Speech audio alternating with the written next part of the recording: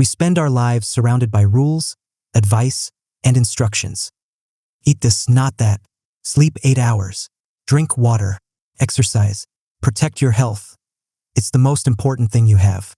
But what if I told you that even with all our knowledge, there are things about your body that no one can explain?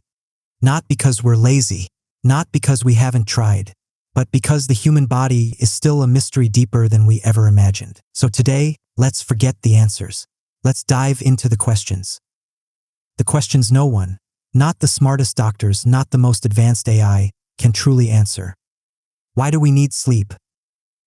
We know it helps with memory, healing, and energy. But why do our brains need to shut down for hours, leaving us unconscious for a third of our lives?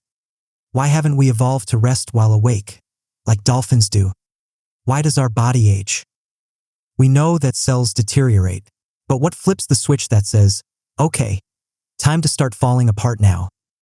Why can some creatures, like certain jellyfish, potentially live forever while we can't? And then there's something even stranger. Ever heard the word remission? In the world of disease, especially cancer, it's usually a cause for celebration, a sign that the storm has passed, at least for now. But then there's this rare, almost mythical phenomenon called spontaneous remission, where the disease doesn't just pause, it vanishes, without treatment, no chemo, no surgery. One day a tumor is there, the next it's just gone. Wait, what? Doctors, scientists, researchers, they all study cells under microscopes, decode genes, run complex algorithms on giant machines.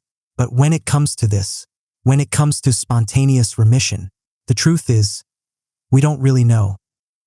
Is it the immune system suddenly turning into a warrior elite, wiping out what it once ignored? Or is it a hidden trigger, something emotional, something spiritual, something we can't even measure yet? There have been cases, documented, real, where people were told they had weeks to live. They prepared for death, wrote goodbye letters. And then, something shifted. A fever, a dream, a feeling. The next scan, clean. Some researchers point to infections as a bizarre ally. A sudden fever that somehow wakes up the body's internal defense system, like an ancient alarm that had been silent until now. Others look into the mind. What if belief itself, faith, hope, surrender, changes the chemical tides of the body? Can the placebo effect cure actual diseases? It sounds impossible. Yet, some patients show real improvements after taking sugar pills even when they contain nothing. That's the power of the mind-body connection. But if belief can spark healing, how far can it really go? Can we think ourselves into being healthier?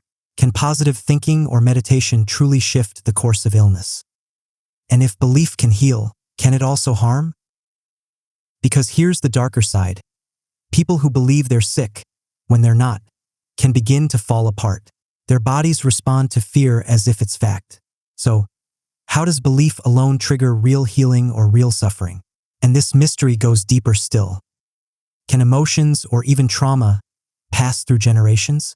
Epigenetics says yes. There's growing evidence that stress can leave chemical marks, rewriting how genes express themselves. But how? How does grief or fear echo through DNA, whispering from one generation to the next? Why is long COVID so unpredictable? Some people bounce back like nothing happened. Others, young, healthy, strong, face lingering symptoms for months, even years. And then there are those rare few who never seem to get sick at all, even when exposed to viruses that infect millions. Are they carrying secret genetics? Are they immune superheroes? Or are they just lucky?